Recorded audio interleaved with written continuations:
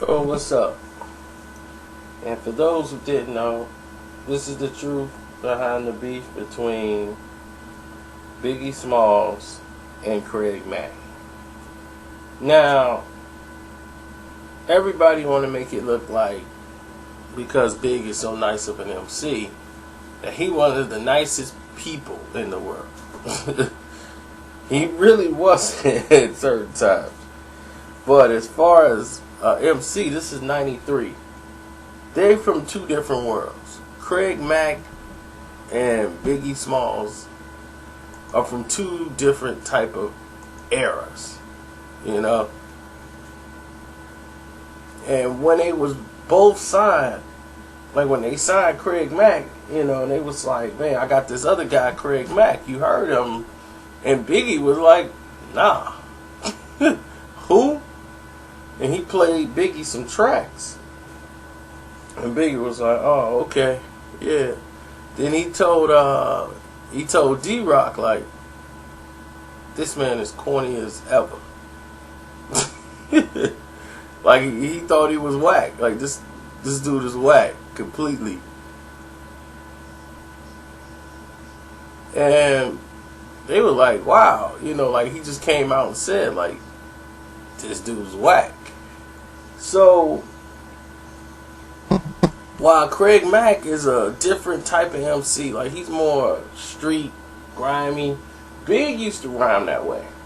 That's how Big used to be. But Big was a little bit more smoother, and his flow was definitely a lot better than Craig Mack's. Craig was just more gutter hip-hop than what Biggie was. So the styles were different, and they reached two different levels.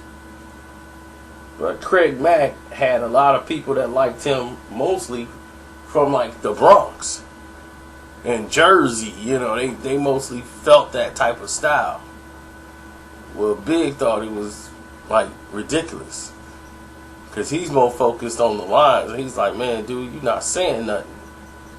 You know, and personally, he didn't think Craig Mack was that good of an MC, but they didn't really deal with each other. Period. So it wasn't like they hung out, they kicked it, and nothing. It was all business. So when they did, like the last song they made for that album was Flavor in Your Ear, when they was doing Craig Mack's album. Big came in and did his album. They was basically, Craig's album was done. And what happened was, when they did Flavor in Your Ear and they had it on the radio and the beat was knocking so hard, it was going hard, everybody was loving that track. It was getting so many spins, like Juicy was good, but Flavor in Your Ear? You kidding? Everybody was talking about this song. So when they was coming out with the remix, like we finna put a remix, put everybody on it, you know, and they put Big on it, a lot of people felt Big lyrics was coming at Craig Mack. But he wasn't dissing Craig Mack. He was just rhyming in general about MCs. And this is the brand new Flavor in Your Ear, and Craig Mack wasn't rapping about Big at all either. But he pretty much knew Big didn't like him, and he really didn't care either way about any of it. You know, he gonna be Craig Mack. He got his own crew. He got, you know, they don't hang. So it was one of those type of situations. And then, now that they both blew up and everything else, and Craig Mack album did this, Biggie album just shot past any expectations and made him like the ring general as far as what rap is going to be. He the king in New York and everything else. So, and he's bringing the East Coast back. He's got the Versace, the shades. So a lot of people in the street think he didn't flip-flop. Like, man, this dude just flip-flopped. He wasn't like that. He was the grimy dude. Now he's all with this Versace stuff, and that's how Ray and Ghost then was like, man, now I'm seeing this dude in the club with bottles of champagne and stuff. That same night they talking about is the night Craig Mack was there, Puffy was there, they had a party there, and they was talking about the second album and the direction they was going in for Craig Mack's album.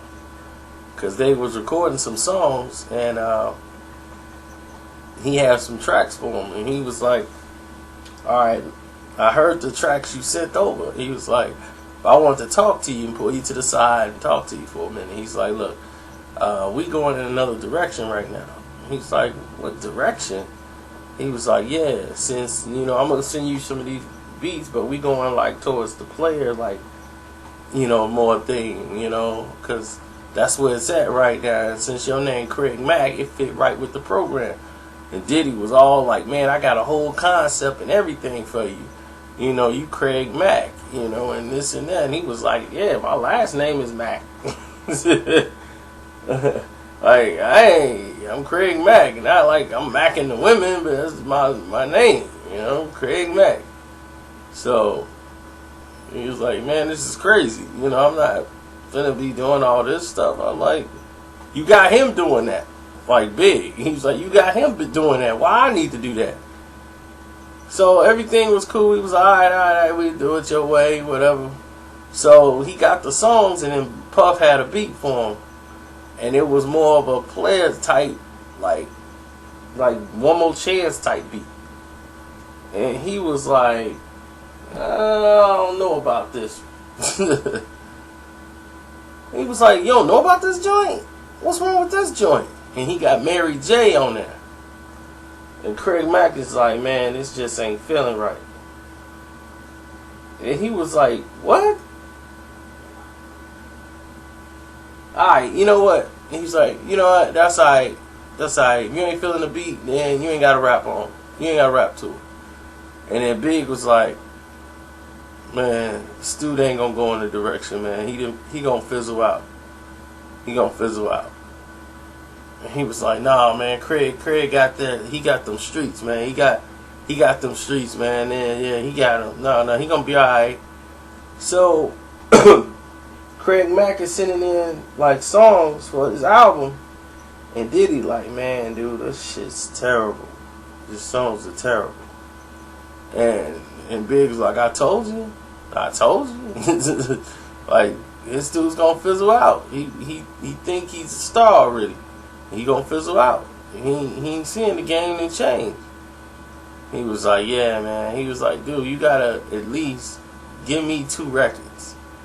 And that's what Diddy was like, dude, if you gonna do this and I'm gonna let you put this album out, give me 2 records with you. Do 2 records my way and we'll be good. Craig Mack couldn't do that. So he snapped, man, you know what, just let me go, release me and do all this. So after fighting with him for a minute, he was like, you know what, dude, we're gonna grant you your release. If you feel that strongly about it, I'm gonna let you go. You go do your thing your way.